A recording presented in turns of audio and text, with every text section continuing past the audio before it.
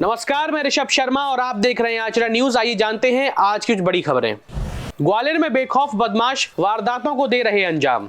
Gwalior police ने शातिर बदमाश को पकड़ा। हवाई फायर करने वाले लगे पुलिस के हाथ। कूनों में चीतों के 2 शावकों की हुई मौत। ग्वालियर में चिंताएं बढ़ा रहा वायु प्रदूषण। आइए जानते हैं इन सभी खबरों को अब विस्तार से। ग्वालियर में बदमाशों के हौसले बुलंद हो गए हैं। एसबीआई एटीएम से चोरी की वारदात। ग्वालियर शहर और देहात क्षेत्रों में बदमाशों के हौसले दिन ब दिन बढ़ते जा रहे हैं। आए दिन चोरी, लूट और डकैती की घटनाएं सामने आ रही हैं, लेकिन पुलिस इन वारदातों पर अंकुश लगाने में नाकाम साबित हो रही है। ताजा मामला ग्वालियर जिले के डबरा क्षेत्र के पिछोड़ तिराहे स्थित एसबीआई एटीएम का है, जहां चोरों ने बुधवार और गुरुवार की दरमियानी रात को एटीएम मशीन को उखाड़कर उसमें रखा पूरा कैश लूट लिया। यह पहली बार नहीं है जब इस स्थान पर ऐसी घटना घटी हो।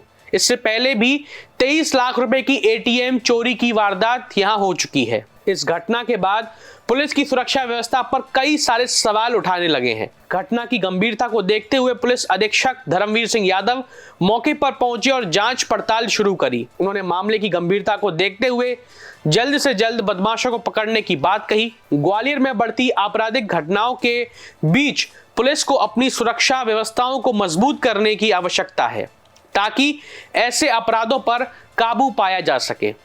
ग्वालियर पुलिस ने शातिर बदमाश को पकड़ा। कब्जे से बरामद हुआ कट्टा और कारतूस। ग्वालियर पुलिस ने एक शातिर बदमाश और लुटेरे को गिरफ्तार किया है, जिसके खिलाफ 1 दर्जन से अधिक आपराधिक मामले पहले से दर्ज हैं। पुलिस की टीम जब आरोपी की घेराबंदी करने के लिए पहुंची तो आरोपी गांव की पहाड़ियों पर चढ़ गया। पुलिस ने जब उसकी तलाश शुरू करी तो वह भागने की कोशिश करने लगा। इस दौरान आरोपी का संतुलन बिगड़ा और वह पहाड़ी से लुढ़कते हुए नीचे गिर पड़ा।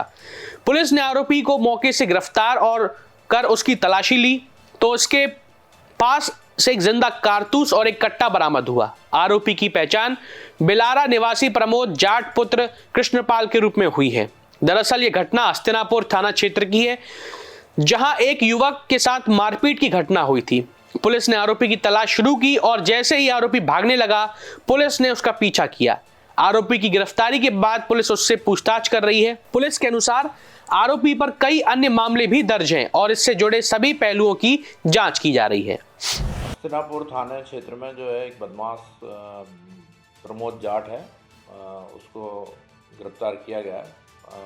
हस्तिनापुर पुलिस थाने में जो है कुछ दिन पूर्व जो एक एट्रोसिटी एक्ट का अपराध पंजीबद्ध किया गया था और इसके विरुद्ध जो है गिरफ्तारी वारंट था। मुखबिर की सूचना मिली थी कि ये जो है एट्रोसिटी एक्ट का आरोपी और गिरफ्तारी वारंट भी इसका माननीय न्यायालय द्वारा जारी किया गया था।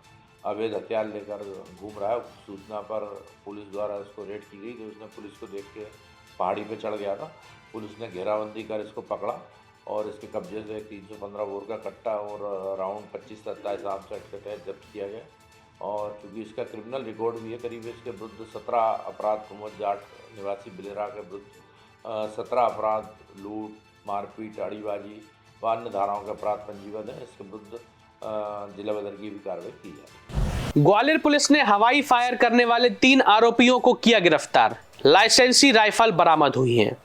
ग्वालियर पुलिस ने हवाई फायर करके दहशत फैलाने वाले 3 आरोपियों को गिरफ्तार किया है। उनके पास से एक लाइसेंसी राइफल बरामद की गई है, जो मुख्य आरोपी के बड़े बेटे के नाम पर थी। पुलिस ने इस मामले में लाइसेंस निरस्त करने की कार्रवाई शुरू कर दी है और आरोपी के खिलाफ धारा 30 आर्म्स एक्ट के तहत केस दर्ज कर दिया है। घटना के मुताबिक फरियादी सोनू गुर्जर निवासी ग्राम द्वारकागंज थाना ओटीला अपने घर से मोटरसाइकिल पर दूध देने के लिए ग्राम टिहाली जा रहा था। जब वह एदल सिंह गुर्जर के खेत के पास से गुजरा तो आरोपी पिता पुत्र ने उसका रास्ता रोक लिया। उनके पास 315 बोर की बंदूक थी और उन्होंने सोनू को धमकी दी कि सिरौल थाने में उसके खिलाफ जो रिपोर्ट दर्ज की गई है उसमें राजीनामा कर ले।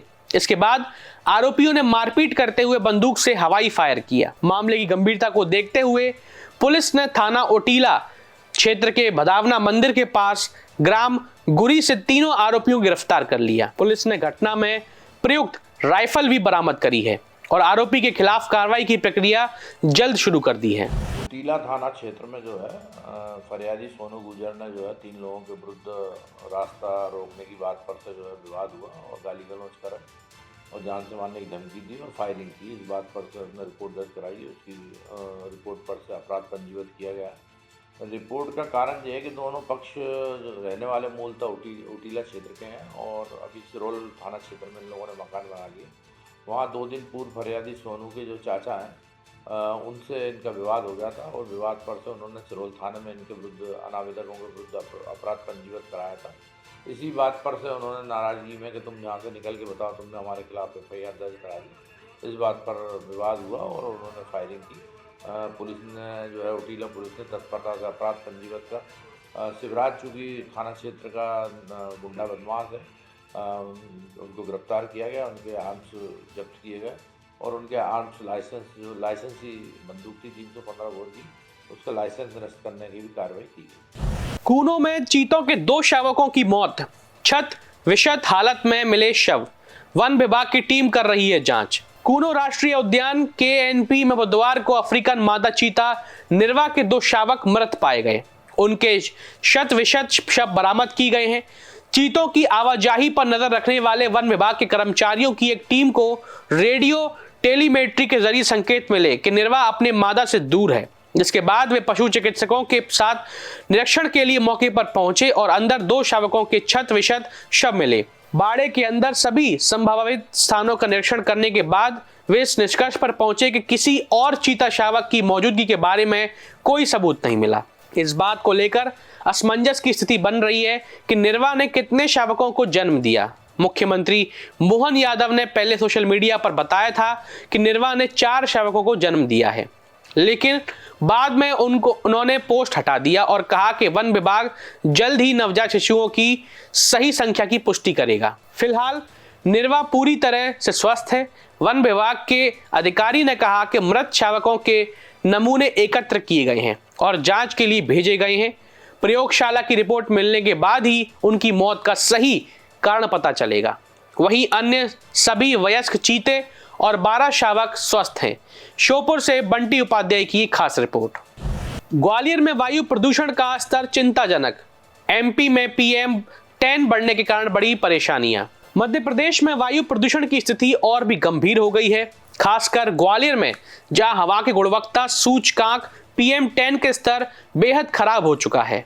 MP प्रदूषण नियंत्रण बोर्ड द्वारा जारी की गई 2023-24 रिपोर्ट के अनुसार ग्वालियर में PM10 का वार्षिक औसत 133 के साथ मॉडरेट स्थिति में दर्ज किया गया है। इसके अलावा भोपाल 110, इंदौर 103 और जबलपुर 101 में मॉडरेट स्थिति में है। प्रदेश के 54 जिलों में से 13 जिलों में हवा की गुणवत्ता मॉडरेट है, 37 जिलों में संतोषजनक है और केवल 4 जिलों में ही हवा गुड श्रेणी में है। ग्वालियर के प्रदूषण नियंत्रण बोर्ड के क्षेत्रीय अधिकारी RBS सेंगर ने बताया कि यहाँ की भौगोलिक स्थिति और जलवायु के कारण धूल काफी सूखी होती है, जो सड़क पर जमा रहती है और वाहन चलते वक्त हवा में उड़ती रहती है। खासकर सर्दियों के दौरान उन्होंने कहा कि जिला प्रशासन और नगर निगम के साथ मिलकर प्रदूषण स्तर को कम करने के लिए उपाय किए जा रहे हैं, जैसे सड़कों पर पानी का छिड़काव और निर्माण स्थलों पर ग्रीन शेड्स लगाने की योजना। देखिए, हमारे ग्वालियर में जो PM10 का बेसिक कारण है वो है धूल, जो हमारी रोड की डस्ट है और जो आसपास पूरा इलाका जो हमारी मिट्टी एलुवियल सॉइल है आसपास है। एलुवियल सॉइल हल्की होती है और हवा के साथ ही बड़ी तेज़ी से हो जाती है। रोड के किनारे जो शोल्डर्स होते हैं उन पे जब वाहन चलते हैं या चीज़ें होती हैं तो रोड पे आ जाती है अगर वो डस्ट, तो बार बार वाहनों के चलने पे सस्पेंशन में बनी रहती है और ये PM10 का मुख्य कारण है। हमने कानपुर IIT से जो सोर्स अपॉर्शनमेंट की स्टडी कराई है, उस स्टडी के रिजल्ट्स में यही आया है कि 87% जो हमारे यहाँ पोल्यूशन है वो PM10 के कारण है और वो PM10 रोड डस्ट के कारण। क्या माना जाए इसको कंट्रोल करने के लिए? इसके कंट्रोल करने के लिए देखिए एक बड़े स्केल का काम होता है। इसमें जितनी अपनी रोड है, जीरो डस्ट रोड बनानी होती है, जिसमें पूरी रोड पूरी पेव्ड होती है, किनारे भी पेवमेंट होते हैं, लेकिन उसमें ये भी देखना होता है कि बारिश का पानी भी इस तरीके से ना बह जाए या कहीं भरे ना, तो ज़मीन में वो भी पर्कुलेट होना चाहिए। आफ्टर ऑल हमको ग्राउंड वाटर भी रिचार्ज करना है। तो ये सारी व्यवस्थाओं को देखते हुए रोडों के पेवीकरण करने की व्यवस्था जो है ये नगर निगम द्वारा की जा रही है और कुछ रोड तो उन्होंने कर भी दिए, उनका कुछ हल्का सा मेंटेनेंस हो जाता है, कहीं पॉट होल हो जाते हैं। लेकिन ये एक कंटिन्यूअस प्रोसेस है और ये चीज़ें चलती रहती हैं। और आजकल तो मशीनें आ गई हैं जिससे सफाई वगैरह भी हो रही है और आपके फॉगर से पानी का भी छिड़काव किया जाता है जिससे कि डस्ट कंट्रोल में। देश दुनिया की सभी खबरें देखने के लिए जुड़े रहिए आचरण न्यूज से। आचरण न्यूज, हर कदम आपके साथ।